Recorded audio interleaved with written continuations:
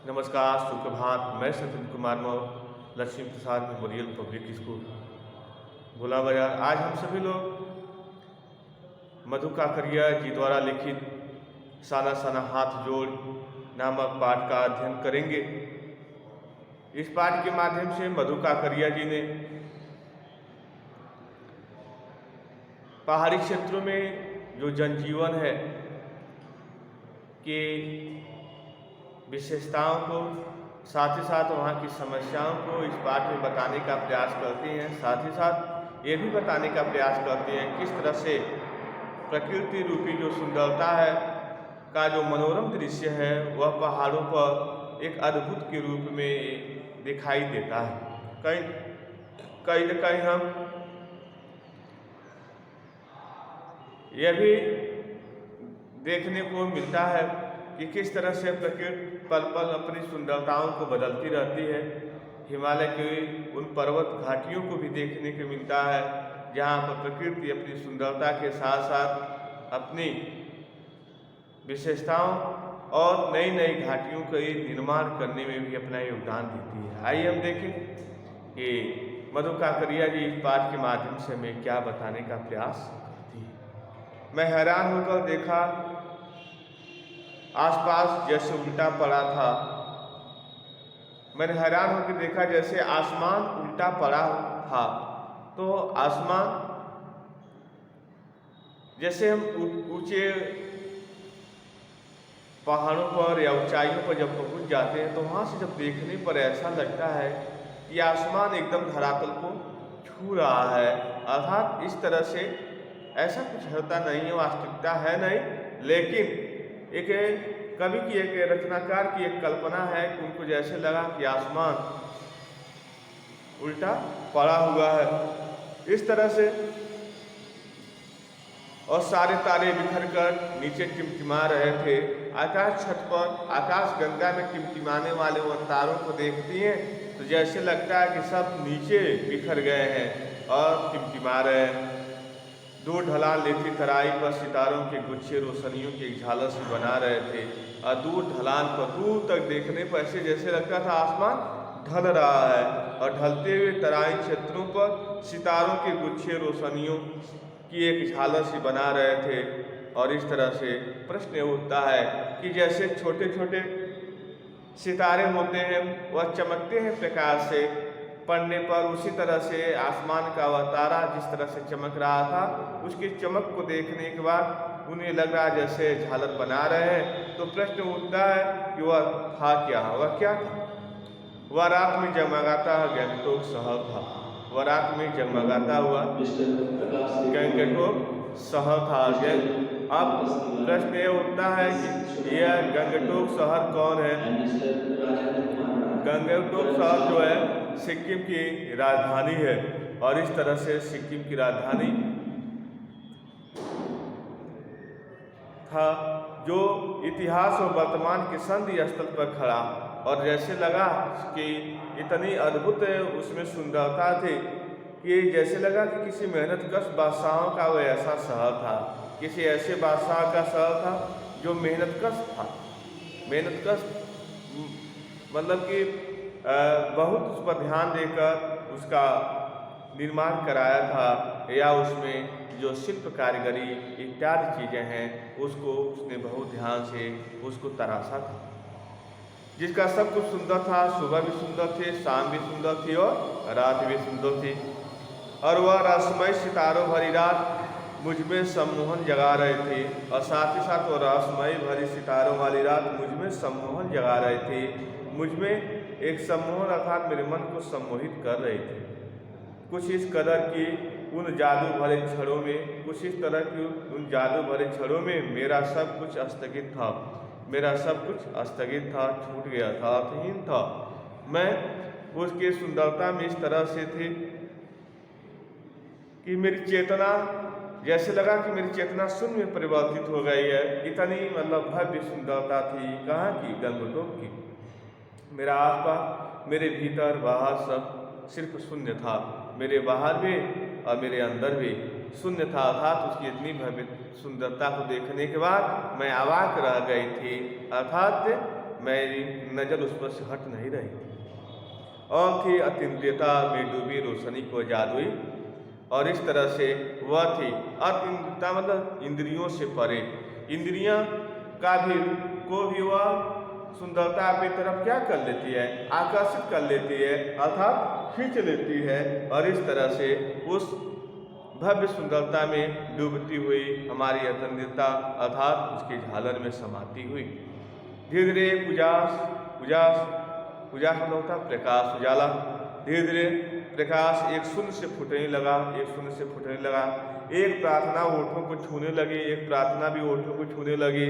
साना साना हाथ जोड़ी गर्दहु प्रार्थना, और इस तरह से साना साना हाथ जोड़ एक गर्दहु प्रार्थना अर्थात एक लोग हाथ जोड़ के अपनी प्रार्थना कर रहे थे। हम लोग जीवन तिमरो कोसली, लोग अपनी प्रार्थना में यही कह रहे थे अपने छोटे छोटे हाथों को जोड़ने के बाद कि छोटे छोटे हाथ जोड़ को प्रार्थना कर रही हैं, मेरा सारा जीवन अच्छाइयों को समर्पित। इस तरह से लोग वहाँ के जो स्थानीय लोग हैं अपनी प्रार्थना में यह बता रहे हैं कि हमारा जीवन अच्छाइयों के लिए समर्पित हो। आज सुबह की प्रार्थना के ये बोल मैंने वो नेपाली युवती से सीखे थे। हमने भी ये प्रार्थना सीख लिए। किससे सीखे? एक वहाँ की जो एक नेपाली युवती है उसके द्वारा हमने सीख ली। सुबह हमें यूमथाम के लिए निकल पड़ना था। यूमथाम काफ़ी वो भी विशेषताओं से भरा हुआ है शहर है, और इस तरह से वहाँ की भी अपनी एक विशेषता खास है, आगे बताएंगे आपको। पर आँख खुलते ही मैं बालकनी की तरफ भागी, और जैसे सुबह हमको जाना था, रात में ही जैसे आँख खुली मैं सीधा बालकनी की तरफ भागी। क्यों भागी? कि लोग कह रहे थे कि बालकनी में से देखने पर यदि आकाश साफ हो, आकाश में बादल ना हो, मौसम एकदम साफ हो, तो वहाँ से क्या दिखाई देता है? मौसम साफ हो तो बालकनी से ही कंचनजंघा दिखाई देती, तो कंचनजंघा नामक की जो पर्वत चोटी है वो दिखाई देती है। तब कंचनजंघा क्या है आप जानते होंगे कि विश्व की तीसरी बड़ी चोटी और भारत की दूसरी। पहला माउंट एवरेस्ट, दूसरा गार्डविन आस्तीन K2, तीसरा कंचनजंघा। हिमालय की तीसरी सबसे बड़ी चोटी कंचनजंघा पर मौसम अच्छा होने के बावजूद आसपास हल्के हल्के बादलों से ढका था। मौसम भले ही साफ था लेकिन आसपास बादलों से ढका हुआ था। पिछले वर्ष की ही कहते हैं पिछले वर्ष की ही तरह इस बार भी बादलों के कपाट ठाकुर जी के कपाट की तरह बंद ही रहे। जिस तरह से ठाकुर जी के कपाट यानी बंद हैं, ठाकुर जी के किवाड़ उसी तरह से बंद रहे। कंचनजंघा न दिखी, कंचनजंघा आज भी नहीं देख पाए। पर सामने की रकम रकम के रंग बिरंगे इतने सारे फूल दिखाई पड़े। लेकिन रकम रकम के मतलब भांति भांति के अलग अलग के रंग बिरंगे इतने सारे फूल दिखाई पड़े कि लगा फूलों के बाग में आ गई, लगा हमें कि फूलों के बाग में आ गई। बहरहाल गैंगटॉक से 149 किलोमीटर की दूरी पर यूमथांग था। बहरहाल गैंगटॉक से 149 किलोमीटर की दूरी पर यूमथांग था, यानी घाटियाँ। यूमथांग में ज़्यादा क्या है? घाटियाँ। सारे रास्ते हिमालय की गहनतम घाटियाँ और पुरुष नदी वादियाँ मिलेंगी, और सारे रास्तों में हम देखेंगे कि जो गहनतम घाटियाँ गहरी गहरी घाटियाँ हैं बहुत ज़्यादा फूलों से भरी हुई लदी हुई वह मिलेंगी। आपको ड्राइवर कम गाइड जितेंद्र नारगे मुझे बता रहा था, जो हमारा ड्राइवर है जितेंद्र नारगे, वह उन क्षेत्रों का के बारे में एक विशेष जानकारी भी अर्थात सब कुछ जानकारी रखता है। बता रहा था क्या वहाँ बर्फ मिलेगी, क्या वहाँ बर्फ मिलेगी। मैं बचकाने उत्साह से पूछने लगती हूँ, और फिर मैं उससे बचकाने उत्साह से पूछने लगती हूँ चलिए। तो मैंने उसे जैसे बालकों के नए नए प्रश्न होते हैं उसी प्रश्न के हिसाब से मैं उससे पूछने लगी। उसने कहा चलिए। तो जगह जगह गदराए पाइनी और धूपी के खूबसूरत नुकीले पेड़ों का जायजा लेते हुए और जगह जगह हम गदराए पाइन और धूपी के खूबसूरत नुकीले पेड़ों, ये दोनों क्या है? पाइन और धूपी दोनों पौधों के नाम हैं। जायजा लेते हुए हम पहाड़ी रास्तों पर आगे बढ़ने लगे कि एक जगह दिखाई दी एक कतार में लगी सफ़ेद सफ़ेद बहुत पताकाएँ, और एक जगह हमें दिखाई दी सफ़ेद कतार में लगी हुई बहुत बहुत पताकाएँ, जिन पर मंत्र लिखे हुए थे। जिन पर मंत्र लिखे हुए थे क्या? नारगे ने बताया कि यहाँ बुद्ध की बड़ी मान्यता है। नारगे ने बताया यहाँ बुद्ध की बड़ी मान्यता है। जब भी किसी बुद्धिस्ट की मृत्यु होती है, जब किसी बुद्धिस्ट की मृत्यु होती है तो उसकी आत्मा की शांति के लिए शहर से दूर किसी भी पवित्र स्थान पर 108 श्वेत पत्रिकाएँ फहरा दी जाती हैं, और इस तरह से किसी भी स्थान पर 108 पत्रिकाएँ फहरा दी जाती हैं। नहीं, उन्हें उतारा नहीं जाता है, उन्हें उतारा भी नहीं जाता है।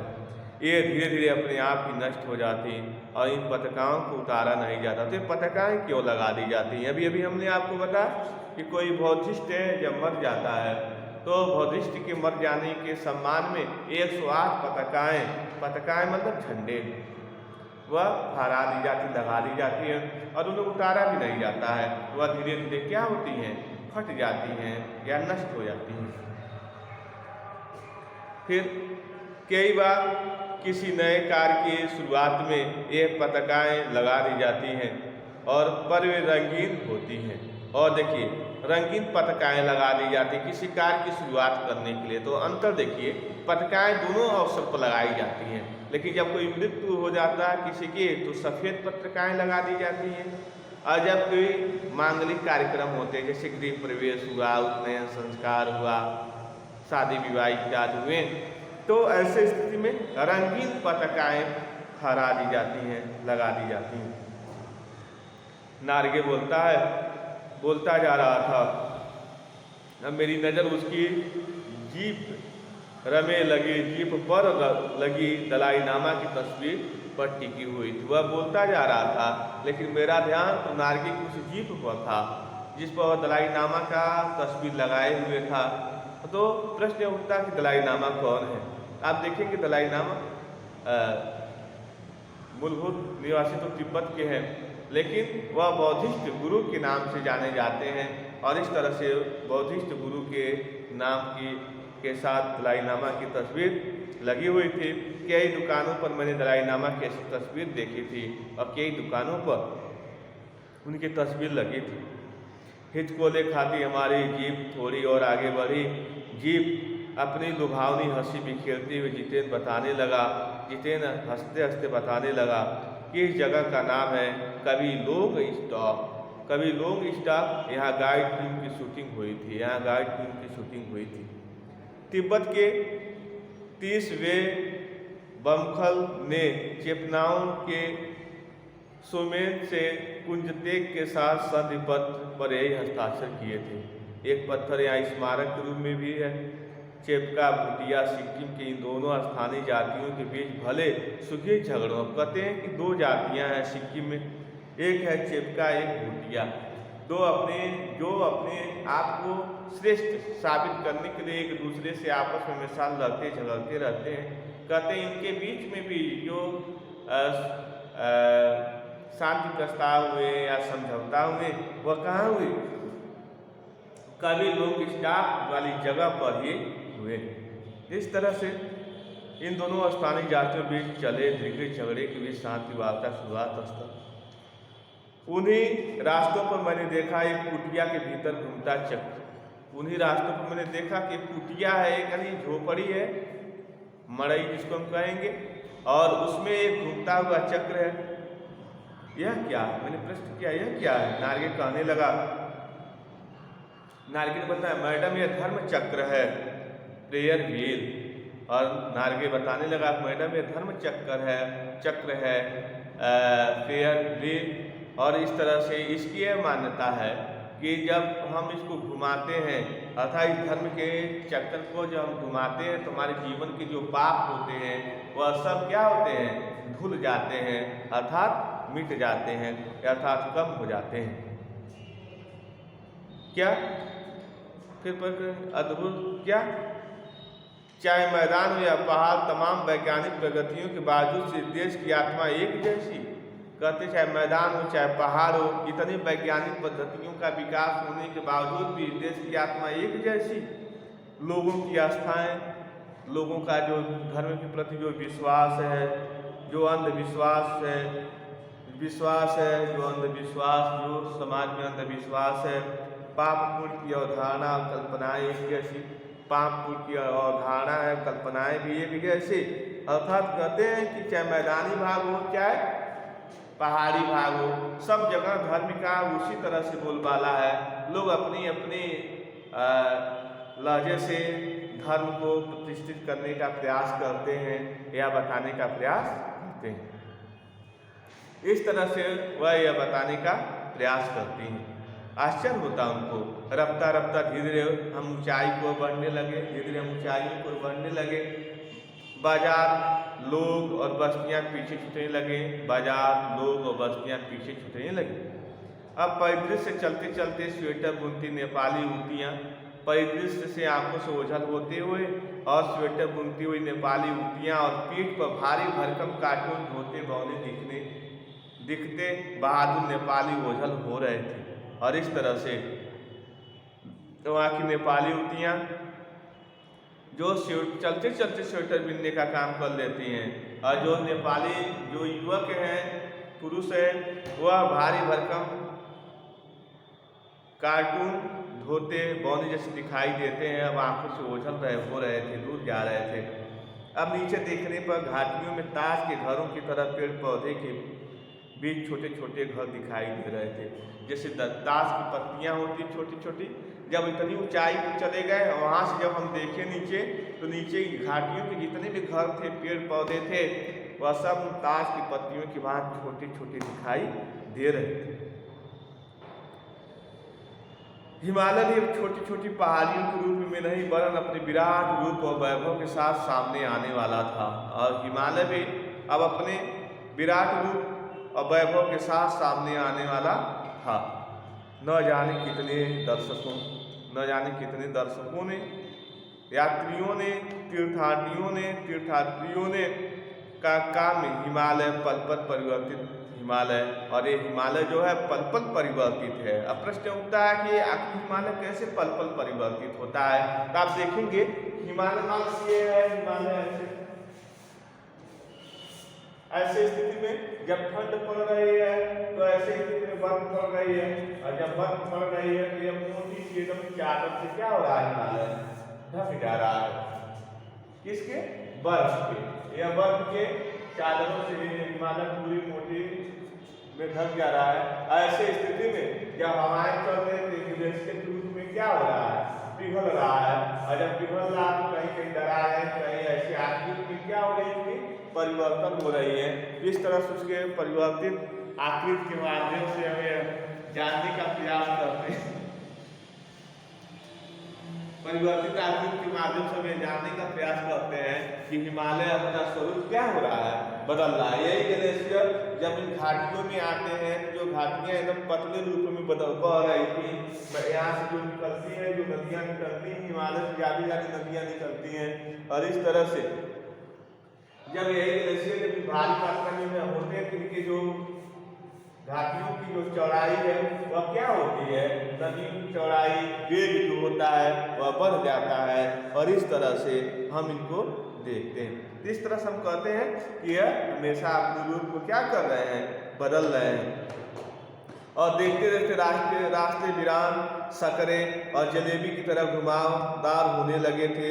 और पहाड़ों पर चलने के लिए एकदम गोल गोल, इतनी पहाड़ है तो ऐसे सीधा थोड़ी चढ़ेंगे, तो ऐसे रास्ता बनता है और ऐसे ऐसे होते हुए लोग चलने का प्रयास करते हैं। तो इस तरह से रास्ते जो होते हैं जलेबी के भांति घुमावदार होते हैं। और इस तरह से लोग घूमते घूमते उन हिमालय के ऊपर चढ़ने का प्रयास करते हैं। घटाएं गहराती पाताल नापने लगी, वादियां चौड़ी होने लगी, बीच बीच में करिश्मे की तरह रंग बिरंगे फूल शिद्दत से, तीव्रता से मिलने लगे और या अधिकता से प्रबलता मिलने लगे, और पक्के रास्ते मुस्कुराने लगे। उन भीमकाय पर्वतों के बीच यदि हम देखें तो घाटियों के ऊपर बने सकरे कच्चे पक्के रास्ते, घाटियों के ऊपर क्या है, कच्चे भी रास्ते और पक्के रास्ते हैं, वो अभी हमें दिखाई देने लगे। जैसे हम किसी सघन हरियाली वाली गुफा के बीच हिचकोले खाते निकल रहे हैं। और इस तरह से हमें ऐसा लगा कि किसी सघन हरियाली वाली गुफा के बीच में हम हिचकोले खाते हुए, यानी गड्ढे, समतल इत्यादि जमीनों का हम मुकाबला करते हुए हम अपने पथ पर अग्रसर होते जा रहे हैं, अर्थात आगे बढ़ रहे हैं।